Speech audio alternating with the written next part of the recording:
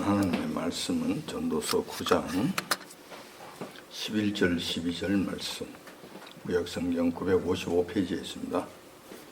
다 찾으신 줄 알고 제가 받들어 봉독하겠습니다. 전도서 9장 11절에서 12절까지 말씀.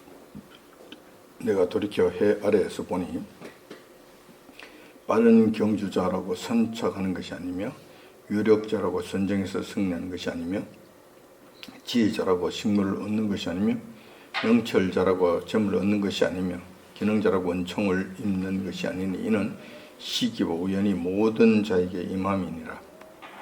대저 사람은 자기의 시기를 알지 못하나니 물고기가 재앙의 그물에 걸리고 새가 올무에 걸림같이 인생도 재앙의 날에 홀연히 임하면 거기 걸리느니라. 아멘. 오늘 본 말씀 중심으로 해서 빠르다고 선착하는 것이 아니냐는 제목으로 말씀을 나누고자 합니다. 우리가 지금 몸담고 살아가고 있는 이 세상은 우리가 생각하는 것만큼 그렇게 간단하지가 않습니다. 상식이 통하는 경우도 있지만 상식이 무너지는 경우도 있으며 앞날을 예상할 수 있는 일들이 있는가 하면 앞날을 도무지 알 수 없는 경우도 있습니다. 더욱 이상한 일은 선하고 착하고 성실하게 살아가는 자들이 대우받고 결과가 좋아야 되는데 그렇지 않는 현상이 일어난다는 것입니다. 오히려 그 반대 현상이 일어나고 있다는 데 대해서 우리 믿는 성도들은 아연질색하게 되고 우리의 상식과 생각을 혼미하게 만든다는 것입니다. 물론 이러한 현상이 온 세상을 덮고 있는 것은 아닙니다. 매번 이러한 불합리한 상태가 이루어지고 있다는 것도 아닙니다. 따라서 위에서 말씀드린 이상한 일들은 일반화시키라는 것은 아니라는 것입니다. 아직까지는 성령 하나님께서 이 세상을 붙들고 계시기 때문에 비교적 상식적인 선에서 이 세상이 움직여지고 있습니다. 하지만 우리가 좀 더 자세히 살펴보고 관찰해 보면 많은 분야에서 우리의 상식을 뛰어넘는 기괴한 일들이 일어나고 있다는 것입니다. 그래서 우리가 살아가고 있는 이 세상이 어렵다는 거예요. 복잡하고 어렵다는 거예요. 따라서 오늘은 이 세상에서 일어나고 있는 이 변칙적인 현상에 대해서 한번 말씀을 나눠볼까 합니다. 다행히 성경에서는 이러한 상식을 뛰어넘는 이상한 현상에 대해서 말씀해 주고 있다는 것입니다.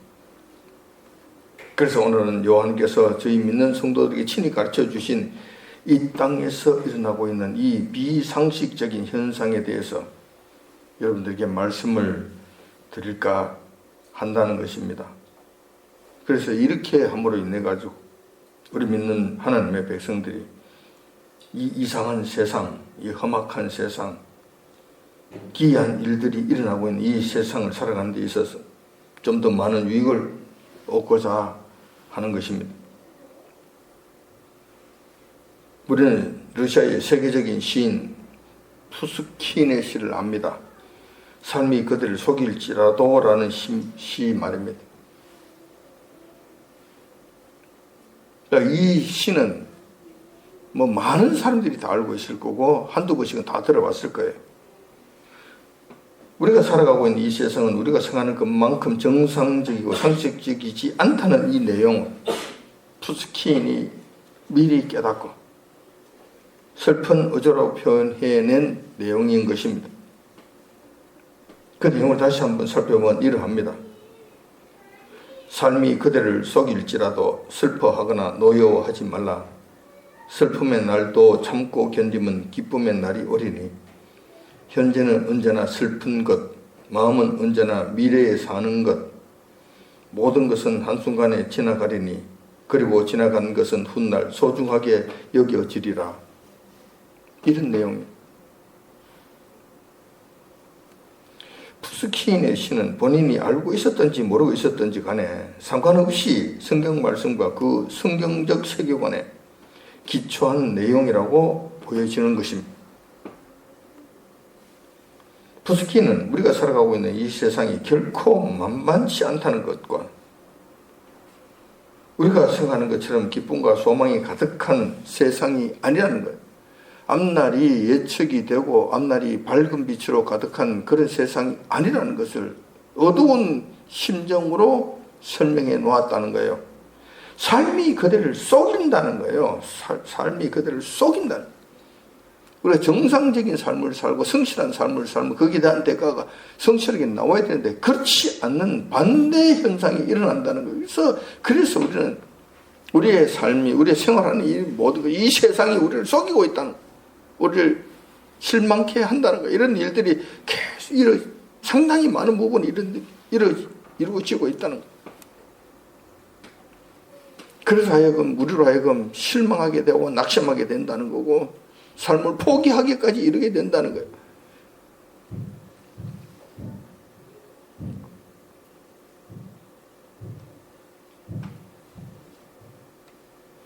마치 하나님의 특별하신 축복과 보호하심 가운데 평생을 살아온 야곱의 고백과도 일맥상통하는 이런 시적인 내용이라는 거예요. 그런 측면에서 이 푸스킨의 이 시는 성경적이다. 본인이 알든 모르든 그건 성경적인 세계관에 기초해서 이 시를 쓴 것이다 라고 보여진다는 것입니다.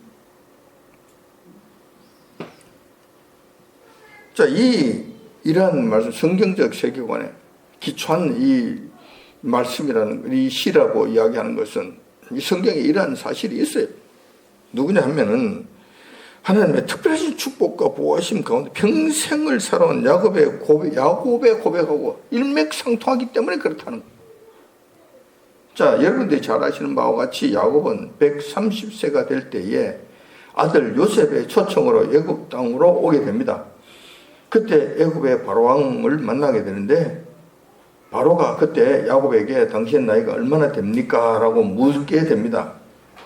그러자 야곱이 이 질문에 대한 대답을 하게 됩니다. 그것이 창세기 47장 9절에 나오는 말씀이에요. 거기 보면 이렇게 기록되어 있습니다. 야곱이 바로에게 고하되 내 나그네 길의 세월이 130년이 니이다. 나의 연세가 얼마 못되니 우리 조상의 나그네 길의 세월에 미치지 못하나 험악한 세월을 보내었나이다 라고 대답을 합니다. 야곱이 130세가 되었을 때 그동안 자신이 살아왔던 이 삶을 되돌아보게 됐다는 거예요. 바로의 질문에 의해서 되돌아보게 되었다는 것이죠. 그리고 자신의 삶이 어떠했는가를 한마디로 정리해서 대답을 하게 됩니다. 그 한마디가 바로 험악한 세월이었다는 것입니다. 130년 동안의 삶이 험악한 삶으로 점철되었다고 그렇게 지금 대답을 하는 거예요. 고백을 하는 거예요. 근데 사실상 야곱은 그러한 사람이었는가? 험악한 삶을 살게끔 그렇게 특정 지어진 사람이었는가? 그렇지 않습니다. 사실상 야곱은 여호와 하나님께로부터 축복을 작게 받은 자가 아닙니다. 아버지 이삭이 야곱을 바단 아람으로 떠나보내면서 축복해 준 내용만 봐도 어마어마합니다. 어마어마해요. 창세기 28장 3절 4절을 보면 그 말씀이 기록되어 있는데 보면 이렇게 되어 있습니다. 전능하신 하나님께서 너에게 복을 주어 너로 생육하고 번성케 하사 너로 여러 족속들을 이루게 하시고 아브라함에게 허락하신 복을 내게 주시되 너와 함께 내 가족에 내 자손에게 주사 너로 하나님께서 아브라함에게 주신 땅 곧 너의 우가는 땅을 유업으로 받게 하시기를 원하노라. 이러한 이삭의 축복은 사실상 야곱이 살아가는 동안에 다 누리면 더 누리게 되고 성취되었습니다. 그러니 이게 작은 축복이냐는 거예요. 아브라함의 축복을 너가 받기를 원하노라. 이 땅 아브라함이 약속하신 이 땅을 유업으로 얻기를 원하노라. 너 생육하고 번성하여서 너 족속이 번성하기를 원하노라. 이만한 축복을 받으며 사는 사람이 누가 있었겠는가? 야곱은 이 축복을 그대로 다 그대로 이루어졌고 성취가 돼 130여 년 사는 동안에 다 성취를 했습니다. 다 이루며 살았다.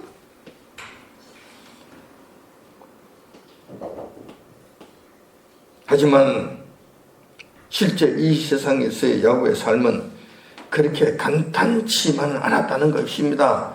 평탄치만은 않았다는 거예요. 하나님의 축복하심에 따라 매번 평탄하고 예측 가능한 복된 삶으로 가득 채워지는 그런 삶을 살지는 않았다는 거예요. 그렇지는 않았다는 거예요. 하나님의 사람 야곱의 고백이 이러할진대 우리와 같이 평범한 성도들의 경우는 어떠할까? 야곱보다 더 좋다고 할 수 있겠는가? 그렇지 않다는 것이 솔직한 심정일 것입니다. 이러한 현실에 대해서 요한께서는 모른다 하시거나 외면하지 아니하십니다.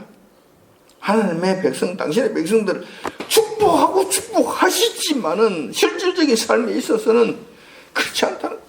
매 순간순간마다 닥치는 일들과 어려운 일들은 예측 불가능한 일들로 가득 찬다는 거예요. 세상 사람들만 그런 것이 아니라 우리에게도 똑같이 보편적으로 그런 일들이 이루어지게 나타나게 된다는 거예요. 오늘도 본 말씀은 그렇잖아요. 11장 마지막 절에 보면 이렇게 말씀하고 있잖아요. 이는 시기와 우연히 모든 자에게 임함이에요. 모든 자에게 임하는 거예요. 세상 사람만 임하는 것이 아니라 우리 믿는 성도들에게도 보편적으로 전부 다 임하게 하시는 거예요. 그러니 우리의 삶이 하나님의 축복이라 한다 하더라도 매 순간의 삶, 매일의 삶 속에서는 험악한 삶이 기다리고 있다는 거예요. 험악한 삶이 기다리고 있다는 거예요. 그래 이런 것을 여러분께서 모른다고 하시는가? 모른다고 하지 아니하신다는 거예요. 외면하지 아니하신다는 거예요. 그래서 하나님께서는 오늘 봉독해드린 본 말씀을 통해서 성도들의 이 세상에서의 삶에 대해서 친히 말씀해 주셨다는 것입니다. 오늘 봉독해드린 본문 말씀은 여러분들이 모두 잘 알고 있는 지혜의 왕 솔로몬이 인생 말년에 기록한 지혜서입니다. 솔로몬은 금수저 중에 금수저로 태어난 데다가 여호와께로부터도 엄청난 축복을 받은 특별한 축복을 받은 왕으로서 평생을 그침없이 살았습니다. 부족함 없이 부귀 영화를 마음껏 누리며 살았던 왕이었습니다. 그런 자가 인생의 모든 것들을 경험한 이후에 기록한 말씀이 바로 이 전도서의 말씀이라는 거예요. 그렇기 때문에 우리가 그의 가르침에 더욱 귀를 기울일 만한 가치가 있고 귀를 기울여야 한다는 것입니다. 하나님께서 이 솔로몬 왕의 입술을 통해서 미리 사실들을 말씀해 주셨기 때문에 더욱더 이 말씀에 귀를 기울이고 이 말씀을 잘 살펴볼 필요가 있다는 것입니다. 오늘 본 말씀에 의하면 우리가 살아가고 있는 이 세상에서 일어나고 있는 이 이상한 현상들에 대해서 친히 가르쳐주고 있는데 핵심적인 내용을 살펴보면 4가지 정도로 요약할 수 있습니다. 근데 그 중에 중요한 3가지만을 사례대로 한번 살펴보고자 합니다. 이 귀한 현상들이 한 3가지 정도로 오늘 본문 말씀 중에서 핵심적인 거 3가지 정도 한번 살펴보고자 한다는 것입니다. 첫 번째로 이 땅에서 일어나는 귀한 일, 빠른 경주자라고 선착하는 것이 아니라는 사실입니다. 빨리 달리는 사람이 먼저 꼬림점에 도착하지 못한다는 거예요. 이 사실도, 이런 사실도 우리의 상식을 뛰어넘는 특이한 현상이라고 할 것입니다. 우리의 상식과 세상적 상식에 의하면 빨리 달리는 자가 먼저 목표점에 도달하는 것은 이거는 반드시 그래 되어야만 되는 일이에요. 그렇게 되어야만 되는 일들이에요. 그런데 이 세상을 살아가다 보면 그렇지 않는 경우가 심심찮게 일어난다는 것입니다. 이것을 하나님께서 말씀해 주신 거예요. 이런 일이 있다고. 그런데 이 말씀은 매번 그렇게 된다는 것은 아닙니다. 매번 빨리 달리는 자가 목표점에 먼저 도착하지 못한다 이런 말씀은 아니라는 거예요. 대체적으로 그렇게 돼요. 대부분 빨리 달리는 자가 승리하겠지만 그렇지 않은 경우도 심심찮게 있다는 것을 가르쳐주고 있는 내용이라는 것입니다. 우리는 성경에서 이러한 경우를 찾아볼 수 있습니다. 다윗 왕의 왕위를 계승하는 과정에서 나타난 사건이 바로 이러한 사례라고 할 수 있습니다. 다윗에게는 걸출하는 아들들이 여러 명 있었습니다. 맏아들은 암논이었고 셋째 아들은 모든 면에서 준수한 압살롬이었습니다. 그 외에도 아들들이 있었어요. 아도나이도 있었고. 그러나 밧세바 사이에서 태어난 왕 아들 또 있었죠. 솔로몬이라는 아들이었습니다. 이 아들은 다윗의 10번째 아들이었어요. 10번째 아들. 다윗의 왕위 계승이 자연스럽고 정상적으로 이루어진다면 당연히 장남인 암논에게로 이어져야만 했을 것입니다. 정상적으로 갔으면 이렇게 됐을 거예요. 무난하게 그렇게 됐을 거예요. 암논이 특별한 하자가 없었기 때문에 그렇게 돼요. 그러나 가장 먼저 태어난 암논, 황태자였던 이 암논도 배다른 동생 압살롬에 의해서 죽임을 당함으로써 끝나버려 중간에서 탈락을 해버리게 돼. 경주에서 그냥 중간에서 그냥 끝나버리게 되는 거예요. 그 다음 왕위 계승자로서 두 번째 아들은 다니엘이라는 아들이 있었는데 아비가일 사이에서 태어난 아들이에요. 그 아들도 상당히 훌륭했을 것 같은데 그 아들은 그 이후로 이름이 나오질 않아요. 더 이상 나오지 않아요. 그렇게 봤을 때 그 아들은 어릴 때 죽음을 당하지 않았겠나. 자기 생을 다 하지 못하고 그냥 어린 나이에 그냥 죽었지 않았나 이렇게 판단되어지는 거예요. 그 소멸대가 없어요.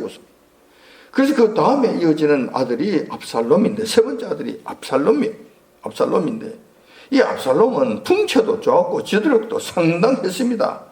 그래서 아버지 다윗 왕의 신뢰를 듬뿍 받아왔던 자였어요. 그렇기 때문에 압살롬은 가만히 자기 때가 되기까지 기다리기만 했어도 왕위 계승은 무난했을 것으로 예상이 됩니다. 그것도 하나 남을 곳이 없는 사람이었어요. 대단한 훌륭한 자였어요. 그러나 압살롬이 그때를 기다리지 못하고 살아있는 아버지 다윗을 살해하고 무리하게 왕위를 찬탈하려고 하다가 압살롬이 오히려 먼저 죽임을 당함으로써 험하게 끝나버리는 일들이 생긴다는 거예요. 경주에서 먼저 달려갔는데 또 중간에서 탈락해버립니다. 꼬림점에 도달하지 못하고 끝나버립니다. 대신에 나이도 어리고 왕위 계승 서열도 한참 아래 있었던 솔로몬이 가장 늦게 출발했지만 결국 왕위를 차지하게 되는 결과를 얻게 됩니다. 여러분들이 잘 아시는 바와 같은 거잖아요. 따라서 우리가 사는 세상에는 빠르다고 먼저 결승점에 도달하는 것이 아니라는 사실을 확인할 수 있다는 것입니다. 이런 일들이 일어난다는 거예요. 그래서 이러한 일들을 기이하게 생각하지 말라는 거예요. 또 두 번째, 기이한 이 세상에 일어나고 있는 이 기이한 일들, 그것은 유력자라고 전쟁에서 승리하는 것이 아니라는 사실입니다. 이 말씀은 유능하고 강하고 힘이 세다고 매번 전쟁에서 이기는 것이 아니라는 이 말씀입니다. 이것도 기이한 일들이잖아요. 이런 특이한 현상도 우리의 삶의 줄변을 살펴보면 심심찮게 일어나고 있다는 것을 우리가 알 수가 있습니다. 우선 지난 1967년 6월 달에 일어난 제3차 중동전쟁을 보면 그렇습니다. 그 당시 이스라엘은 아주 작은 나라였고 백성도 얼마 되지 않았고 그때 한 300~400만 됐을라나. 인구도 얼마 되지도 않았어요. 스스로 자기 나라를 지키는 것조차 또 버거운 그런 신생 국가였어요.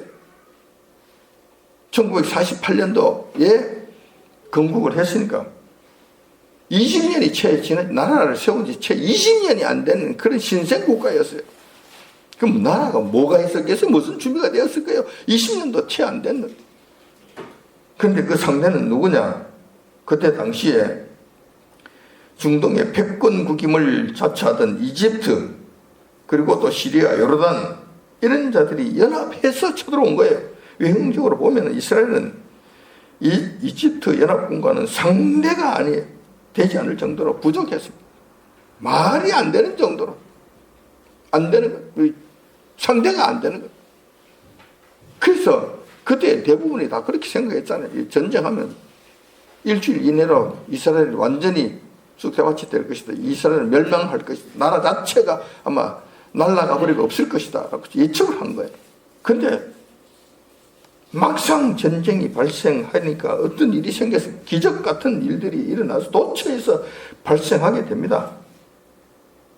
그래서 아원끼리 그 수많은 전차를 이집트가 수많은 전차를 이끌고 시나이 반도를 몰고 들어왔는데 그 수많은 전차가 자기들끼리 치고받고 싸우다 저끼리 자멸을 해버리고 갑자기 이상한 어떤 현상이 일어나가지고 그들이 눈이 부셔서 그냥 도망을 가고 이런 일들이 생기는 거예요. 이런 일들이 생겼다는 거예요.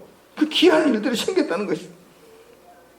그런데 이러한 일들이 도처에서 발생해서 이들 연합군들이 무참히 참패한 결과를 낳았다는 거예요. 오히려 시나이 반도 다 뺏기고 골란권 다 뺏기고 요르단 강서 지역 다 뺏기고 요르단 지역의 상당 부분 다 뺏기고 예루살렘 지역 다 뺏기고 이스라엘이 왕창 승리하는 거예요.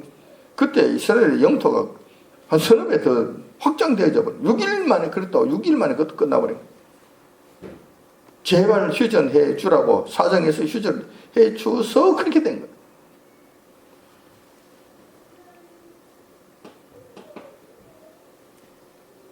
단 6일 만에 이스라엘이 세상의 모든 예상을 뛰었고 큰 승리를 거두었다는 거죠. 그러니까 이게 힘이 강하다고 승리하는 것도 아니에요. 전쟁 준비를 많이 했다고 이기는 것도 아니에요. 군사가 많다고 이기는 것도 아니고 전쟁 수행한 그 경험이 많다고 승리하는 것도 아니라 그렇지 않은 경우도 있다는 거예요. 그런데 이러한 현상은 성경에서 찾아볼 수 있습니다. 여러분이 잘 아시는 내용이잖아요. 그 유명한 소년 다윗과 골리앗과의 전투 사실입니다. 전투에 관한 이야기. 사실 골리앗과 다윗은 상대가 되지 않습니다. 상식적으로 볼 때 그 싸움은 무모한 것입니다. 그냥 살인하는 것 다름없는 거예요. 일방적으로 살인한 사람 죽이는 살인의 현장에 불과한 거예요. 이것을 보고 오늘은 미스매치라고 이야기해요. 미스매치. 이 정당한 상대가 안 되는, 너무나 결과가 뻔히 보이는 살인하는 행위에 불과하다는 이런 상황이었다는 것입니다. 그러나 그 결과가 어떻게 됐습니까? 다윗이 골리앗보다 나이가 많습니까?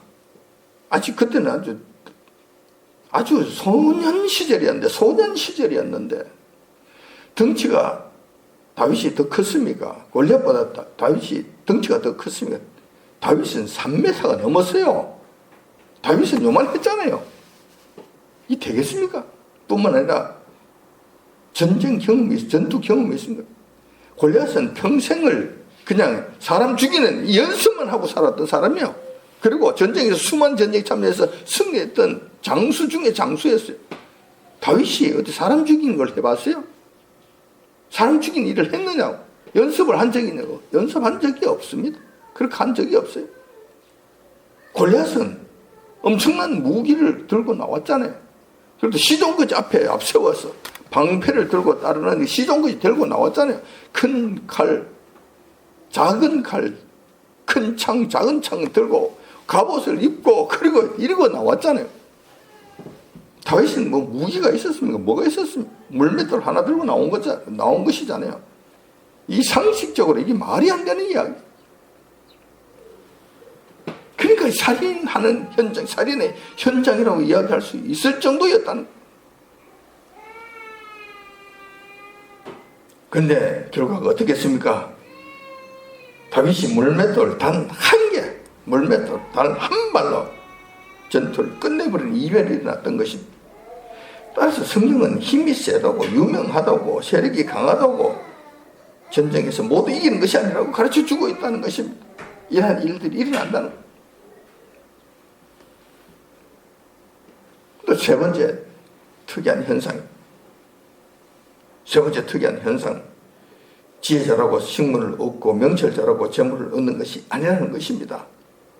이 말씀은 공부를 잘하고 공부를 많이 한 사람이 출세하는 것이 아니고 지식이 많다고 부자가 되는 것이 아니라는 이야기입니다. 주식에 대해서 누구보다도 빠삭하고 누구보다도 연구 많이 했고 누구보다도 통계에 능하고 누구보다도 거기에 실전 경험이 많고 해서 그렇다고 해서 주식을 해서 돈 따는 거 아니라는 거예요. 그렇지 않은 거 우리가 많이 보잖아요. 이런 현상도 우리의 상식을 뛰어넘는 기이한 일이면 틀림없습니다. 우리는 이러한 특이한 현상도 성경 말씀을 통해 확인해 볼 수 있습니다. 지체 높고 유명하고 능력 있고 그러면 잘 사는 거 맞잖아요. 잘 살아야 되는 거 맞잖아요.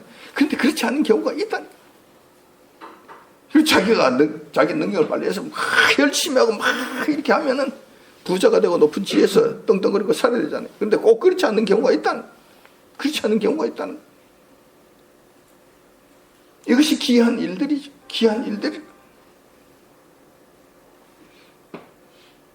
우리는 이러한 특이한 현상도 성경 말씀을 통해서 우리가 확인해 볼 수 있습니다. 에스더서에 나오는 하만과 모르드게에 관한 말씀이 바로 그러하다는 것입니다. 여러분들도 그동안 들어서 충분히 잘 알고 있는 바와 같이 하만은 그 당시 세계를 제패하던 페르시아 제국의 실세 총리 대신이었습니다. 아수르 왕의 취임을 받아서 승승장구했던 자였고 하만의 위세는 하늘을 찔렀습니다. 그에게는 아수에로 왕이라고 하는 황제 단 한 사람밖에 없었습니다. 그 황제도 그 당시에는 하만에게 인장 반지를 빼서 맡길 정도로 절대 신임을 받고 있었던 그런 신임을 하고 있었던 그런 자였다는 것입니다. 반면에 모르드게는 어떻습니까? 포로로 잡혀온 노예 신분이잖아요. 그래서 포로로 잡힌 노예가 그나마 운이 좋아서 수산성 황제의 궁궐에 수문을 지키는 경비병 역할은 했다는 거예요. 그러니까 밥은 먹고 살다는 이야기죠. 그것만 해도 감지덕지죠. 말단 경비병이잖아요. 말단 경비병. 단순 비교를 해봐도 하만과 모르드게는 하늘과 땅 차이입니다. 이거는 말이 되지 않을 정도로 엄청난 큰 차이예요. 하만은 충분히 위세가 있고 충분히 많이 알고 충분히 지혜롭고 충분히 경험이 많고 충분히 배경이 있고 반면에 모르드게는 뭐가 있습니까? 아무것도 없는 사람, 아무것도 노예 신분이잖아요. 아무것도 없다니까. 그러나 그 결과를 보면 어떻게 됩니까? 강하고 힘이 있었고 가장 유력한 자였던 하만은 장대에 매달려 가장 비참하게 죽임을 당합니다. 가장 치욕스럽게 죽임을 당하게 되잖아요. 반면에 모르드게는 한순간에 아하수에로 왕의 총리 대신이 되어서 127도를 다스리는 절대적 권세의 자리에 오르게 된다는 이 기이한 일이잖아요. 이게 희한한 일이잖아요. 우리가 상상할 수 없는 일이잖아요. 그런데 이런 일들이 일어난다는 거예요. 더 중요한 것은 오늘도 본문 말씀에 말씀하시는 같이 그러니까 지혜자라고 식물을 얻고 명철자라고 재물을 얻는 것이 아니라고 그래요. 지혜자, 명철자 따지면 하만이 훨씬 더 했을 건데 모르드게는 뭐가 있습니까? 뭐 공부를 했습니까? 배운 것이 있습니까? 뭐가? 아무것도 없잖아요. 근데 그가 재물을 얻는다는 거예요. 어떻게 하느냐면 하만이 가지고 있었던 총리 공간, 하만의 집과 하만의 재산, 하인 모두 하루아침에 모르드게가 차지하는 그런 역사가 일어났다는 거예요. 하만의 것이 자기 것이 아니고 자기는 죽음으로 말미암아 끝나버리고 그런데 그 부는 자기 후손들에게 내려가면 좋겠는데 후손들에게 내려가는 것이 아니라 후손들에게 다 죽어버리고 오히려 그게 가지고 있던 그 수많은 재산들 수많은 엄청난 재산 한순간에 모르드게가 차지하는 이런 역사가 일어났다는 거예요. 이런 일들도 우리 주변에서 잘 살펴보면 심심찮게 일어나는 귀한 일들이라는 거예요. 그래서 본문에서 이 말씀을 성경을 통해 여호와 하나님께서 솔로몬 왕의 입술을 통해서 저희들이 가르쳐주고 있는 것입니다. 이런 일들이 일어나고 있다고. 우리가 상식을 뛰어넘고 상식을 파괴하는 이런 일들이 심심찮게 일어나고 있다고 저희들에게 지금 가르쳐주고 있는 것입니다. 그래서 이것을 너무 기이한 일로 여기지 말라는 거예요. 너무 특별한 일이라고 여기지 말라는 거예요. 그런데 그렇다면 왜 이런 기이한 일들이 우리 주변에서 일어날까? 일찍이 푸시킨이 애처롭게 부르짖던 이 세상이 삶이 그들을 속이는 일이 발생할까라는 거예요. 왜 이런 일들이 일어날까? 에스칼리도 푸시킨은 그 원인을 제대로 알지 못한 것 같습니다. 단지 어슴푸레하게 짐작은 한 것 같지만 확실한 그 이유와 그 원인은 찾지 못한 것 같아요. 알지 못했던 것 같아요. 그러나 성경은 그 원인이 두 가지라고 분명히 가르쳐주고 있습니다. 그 원인이 있다. 왜 이런 일들이 일어나는지 가르쳐주고 있다는 것입니다. 하나는 인간은 자신의 때, 자신의 시간을 알지 못하기 때문이라는 것이라는 것입니다. 다른 하나는 재앙이 혼란이 임하게 되면 대부분이 그 재앙이라는 그물에 걸려들기 때문이라는 것입니다. 12절에 그 말씀이 있잖아요. 자, 11절 마지막 부분부터 그 말씀이 이어지고 있는데 시기와 우연이 모든 자에게 임한다는 거예요. 근데 보편적으로 하나님께서 다 임하게 하신다는 거예요. 자, 그러면 그때 대처를 어떻게 하느냐면은 대부분의 사람들, 12절에 보면 대부분의 사람들은 자기의 시기를 알지 못하나니 물고기가 재앙의 그물에 걸리고 새가 올무에 걸린 같이 인생도 재앙의 날이요 혼란이 임하면 거기에 걸리는 일, 이것 때문에 그렇다는 거예요. 이것 때문에 이런 일들이 일어난다는 거예요. 그래서 이 말씀을 우리가 요약을 해보면 두 가지 현상으로 나타난다는 거예요. 하나는 자기의 시기와 때를 알지 못하기 때문에 그렇다는 것이고, 두 번째는 혼란이 재앙이 임하면 그 재앙에 피하지 못하고 좀 걸려 넘어지기 때문에 걸려들기 때문에 그렇다는 거예요. 자, 첫 번째 자기의 시기와 자기의 때를 알지 못하기 때문에 이러한 특별한 현상이 일어난다는 이 말의 의미는 이런 것입니다. 하나님께서 세상 만물을 통치하고 다스리십니다. 당연히 각 개개인들의 때와 시간도 하나님의 주권하에 두게 됩니다. 각각의 사람들의 때가 있다는 거예요. 시기가 있다는 거예요. 하나님 계획하신 그 계획이 다 있다는 거예요. 그런데 그것도 하나님의 주권하에 있다는 것이죠. 그런데 대부분의 사람들은 여호와께서 정해놓으신 때와 시기를 알지 못한다는 거예요. 제대로 알지 못하지. 왜냐하면 하나님께서는 그것을 하나님의 영역에 두시고 인생들로 하여금 알지 못하게 감추어 놓으셨다고 말씀하세요. 인생들 알지 못하지. 자, 그러면 어떻게 하는 것인가? 두 가지 형태로 나타나게 되는 것이죠. 이걸 감추어 놓기 때문에 우리는 알지 못한다. 그러면 두 가지 형태로 나타난다는 거예요.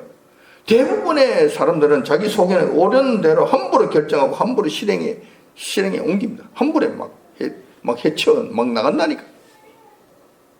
자, 이렇게 되면 어떤 문제가 생길까? 그렇게 되면 하나님의 때와 시기와 어긋나기 때문에 기이한 현상이 일어나게 된다는 거예요. 안 된다.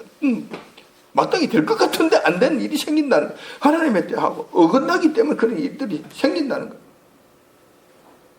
압살롬의 경우가 이런 경우예요. 압살롬의 경우가 이런 경우라는 말이에요. 그러면 어떻게 해야 되는 것인가? 어떻게 해야 되는 것인가? 뻔하잖아요. 하나님의 때와 하나님의 시기를 알기 위해서 애써야 된다는 거예요. 주님께 물어보고 하나님께 구하고. 세상 사람은 알지 못하니까 그때 자기 속에는 옳은 대로 갈 거예요. 그러다 혹시 하나님 때하고 맞으면은 그냥 터트려지는 것이고 대박이 나는 것이고 탁 터지는 것이고, 이게 대부분 어긋나니까 그게 고통 속에서 헤매는 거예요. 그것을 길을 찾지 해답을 찾지는 못하는 거야. 근데 우리는 찾을 수 있다. 최소화시킬 수 있다. 어떻게? 하나님의 뜻을 구할 수 있잖아요. 하나님께 물어보고 나아가면 되잖아요. 그렇게 하면 이런 문제들을 최소화시킬 수 있다는 거예요. 두 번째, 이런 일들이 일어나는 이유는 재앙이 혼련이 임하게 되면 물고기가 그물에 걸리고 새가 올무에 걸리는 것 같이 걸려든다는 것입니다. 하나님께서는 모든 인생들에게 보편적으로 불행한 때와 재난이 임하게 하십니다. 그러잖아요. 시기와 우연이 모든 자에게 임한다고 좀 말씀하시잖아요. 이런 일들을 하신다는 거예요. 그런데 대부분의 인생들이 이에 대한 대비를 하지 않고 있다는 것입니다. 그러다가 하나님께서 정하신 때에 재난이 임하게 되면 속절없이 당하게 된다는 거예요. 새가 올무에 걸리듯이, 물고기가 그물에 걸리듯이 걸려든다는 거예요. 그래서 이런 일들이 생긴다는 거예요. 엎어지고 자빠지고 난리가 난다는 거예요. 기이한 일들이 일어난다는 거예요. 자기가 생각했을 때는 반드시 이게 될 것 같은데 안 되는 경우가 생긴다는 거예요. 그런데 올무가 있다고 새가 전부 다 올무에 걸립니까? 그렇지 않잖아요. 그물을 넣는다고 해서 물고기 전부 다 그물에 다 걸립니까? 그렇지 않잖아요. 그물에 빠져나가는 자들이 있고 올무에 걸리지 않고 그냥 유유히 날아가는 새들도 많이 있는 거예요. 그러면 우리가 그 길을 찾으면 되잖아요. 걸리지 않으면 되잖아요. 하나님께서 이런 일들을 행하신다는 것을 그래서 우리가 깨어 있어야 되고, 하나님께서 지금 무엇을 하시려고 하시는지, 이 땅에서 무엇을 하려고 하시는지를 봐야 된다는, 깨어 있으면 우리가 보이는 거예요. 올무가 어디에 있는지, 그물이 어디에 있는지 우리가 보인다는 거예요. 아무에게나 보이는 것은 아니죠. 깨어 있을 때 우리에게 보이는 거예요.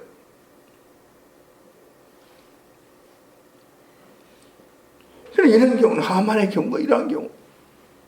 올무에 걸려서 그냥 사달이 나서, 큰 사달이 나서 자기가 완전 자기도 죽음을 만했을 뿐만 아니라 집안 자체가 좀 멸망해버렸잖아요. 큰 올무에 걸려버린 거예요. 안 그랬으면 됐을 건데 자기 꾀에 자기가 넘어가 버린 거예요. 당연히 잘 될 줄 알았겠지. 자기 뜻대로 자기 속인이 사견에 옳은 대로 이루어질 줄 알았겠지. 근데 하나님께서 그 올무를 탁 넣어 놓으시니까 한순간에 걸려버리잖아요. 한순간에 속절없이 그냥 걸려서 그냥 죽어버린, 끝나버린. 자, 그러면 우리는 어떻게 해야 되는 것인가? 이러한 기이한 현상의 시종을 다 알아봤기 때문에 우리는 이 길을, 여기서도 우리는 길을 찾을 수가 있다. 모든 것이 하나님의 통하에 있고 하나님의 다스림 사회에 있고 하나님 통치 가운데 있기 때문에 우리는 하나님이 우리 편인 이상 두렵지 않는 거예요. 그게 그렇게 중요한 문제가 되지 않는 거예요. 하나님께서 하시잖아요. 그럼 우리 하나님 편에 들어서서 하나님, 이게 올무가 어디 있습니까? 하나님, 이때가 언제입니까? 하면 되잖아요. 이 모든 것을 하나님께서 주관하시는데 하나님께 물어보면 되잖아요. 하나님께 나가면 되잖아요. 그러면 이것을 피할 수 있잖아요. 그런데 우리가 완벽하다는 뜻은 아닙니다. 인간이 어떻게 완벽할 수 있습니까? 완전할 수 있습니까? 그건 안 됩니다. 그럴 수 없어요. 이 완벽한 수준에 이르렀던 자들이, 사도 바울인데, 사도 바울도 초창기에는 얼마나 헤맸습니까? 얼마나 잘못된 일을 많이 했습니까? 그래서 우리도 완전하지는 못합니다. 그렇지만 상당 부분을 해소할 수가 있어요. 큰 올무에 걸리지는 않는다는 거예요. 자, 조금 전,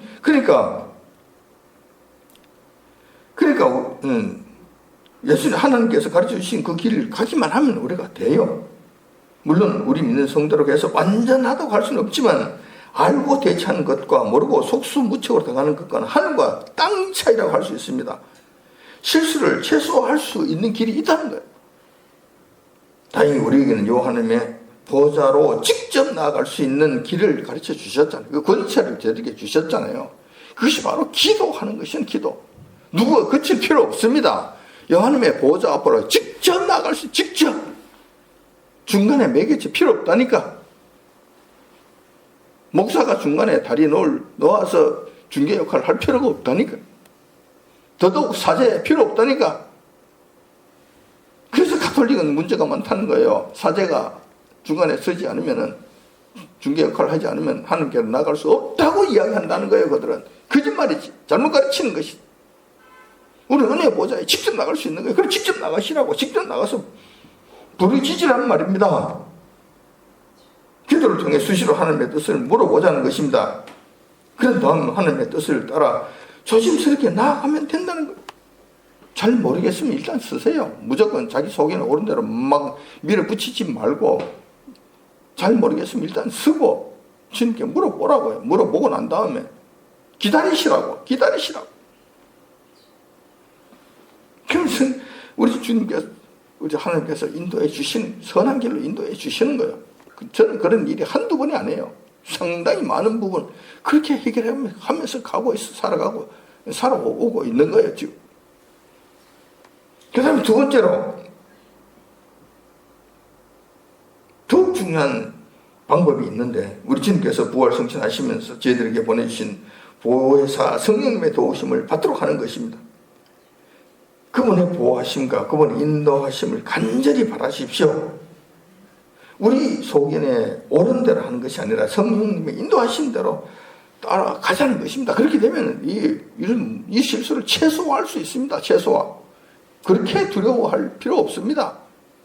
그렇게 두려운 일이 있을 수 없어요. 우리가 골리앗이 되는 것이 아니라 다윗이 되는 경우가, 다윗이 되게 될 것이고, 우리 하만이 되는 것이 아니라 우리는 모르드기가 될 것이고, 우리는 압살롬이 되는 것이 아니라 솔로몬의 자리에 이렇게 된다는 거예요. 이런 자리에 우리가 이럴 수 있다는 거예요. 우리가 그것을 그렇게 할 수 있는 것은 하나님의 때, 내 때가 아니라 하나님의 때를 맞추는 것, 하나님의 때를 맞추는 것. 내 마음대로 하는 것이 아니라 성령님 인도하신 대로 갔을 때 이러한 자리에 서게 된다는 이 사실을 기억하시기 바랍니다.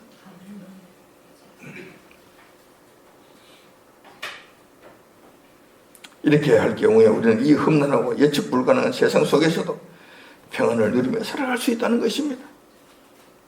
이런 말씀을 허락하신 하나님께 진실로 감사드리고, 이런 축복을, 이 말씀을 따라 누리는 저와 여러분들이 다 되시길 이 아침 주님의 이름으로 축원드립니다. 기도하겠습니다.